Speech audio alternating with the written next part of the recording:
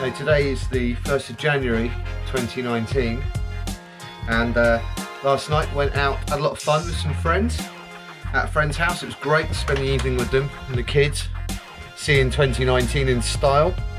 And then today we went off to Burrington Combe, so a really nice bike climb, Cheddar and Burrington Combe that are both near us, and I had a walk up to the top of the cliffs. And now I'm going to do an FTP test, well, a ramp test. I can't remember how I got on last time with the ramp test. We shall see. So yeah, it's nice everybody out for their walks on New Year's Day, happy and smiling, enjoying themselves. No doubt having had a good fun night, having made loads of New Year's resolutions. And it got me thinking a little bit about New Year's resolutions because I haven't really made any for some years. The three hardest things I've given up in my life have been caffeine, smoking and alcohol. And I gave those three things up on various New Year's days, some years apart. But I'm not really a great believer in New Year's resolutions, mainly because I think it sets people up for a bit of a fall. People seem to put so much pressure on themselves with the 1st of January, making these big goals that are really difficult to maintain and stick to, understandably so. And by the 2nd or 3rd of January, they've failed at these big goals and you wonder why, and they feel terrible, and they go back to their old habits. Research shows that by February, 80% of the people who've set New Year's resolutions have broken them. The key problems come down to not setting specific enough goals. I put a link to a video up here where I talked about goal setting, because I think some of it will be quite useful using the SMART system. But those goals I set in years gone by, stopping smoking, stopping drinking caffeine, they're so specific. They're quite easy just to do. You don't do that anymore. Whereas things like losing weight or getting fitter or being a happier person, whatever those things are, that sometimes people set as New Year's resolutions, they're so unspecific, makes it really hard to kind of actually do those things, I guess.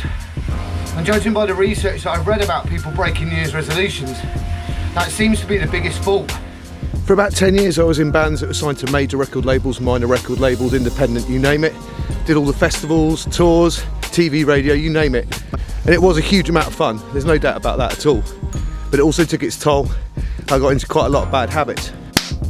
So, I guess it's easier to break a habit than it is to maintain a vague idea, such as trying to be happy or trying to eat healthily or whatever those vague ideas are you might have had at the start of the year. If you break those New Year's resolutions, it's easy to beat yourself up and kind of just go back to how you were before. But the starting point has got to be being kind to yourself. You have to start off by being kind to yourself and not beating yourself up about it. If you beat yourself up about it, that becomes your fixation. Don't worry about it. January the 1st could be tomorrow. It could be February the 24th. It could be March the 9th. It doesn't make any difference. If you start off with the focus on yourself, about being good to yourself and not beating yourself up, and you start with that, then it doesn't make any difference which day you start doing those things. You can start to build specific smaller goals from there. These New Year's resolutions don't really matter, to be honest with you. It doesn't matter what day you do it on. If you make your focus for the year not beating yourself up and being good to yourself, then when you make those mistakes and those errors, look at why you made those mistakes and errors and try and correct them. It may be that you need to start off by looking at what those goals are that you've got, whether they're specific enough, whether they're actually relevant to those things that you want to achieve in being good to yourself. But don't beat yourself up, there's really no need.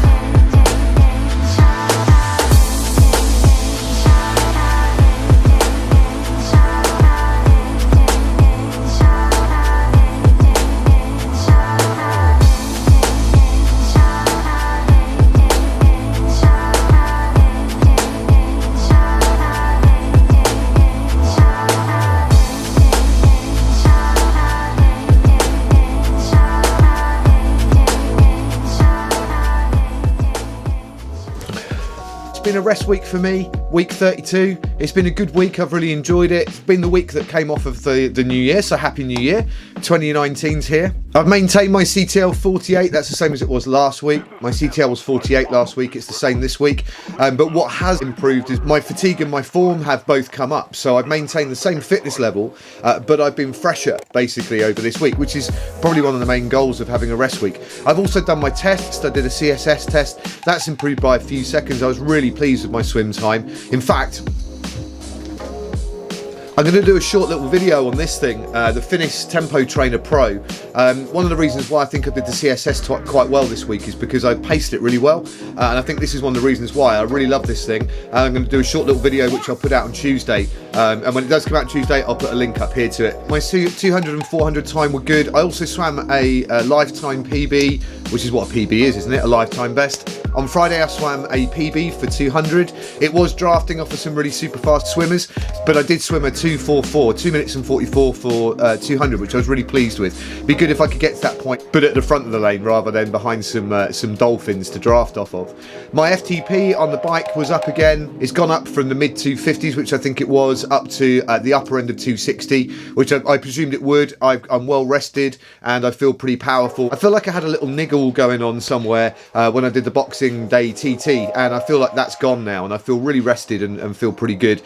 I haven't done my 5k run. I'm actually going to do that tomorrow morning. I'll drop a little segment of that in later on in the video to see how my little 5k test goes. I haven't actually run a 5k flat out for quite a while because of my knee, and it's going to be really good fun tomorrow actually running a 5k. The club are doing a duathlon.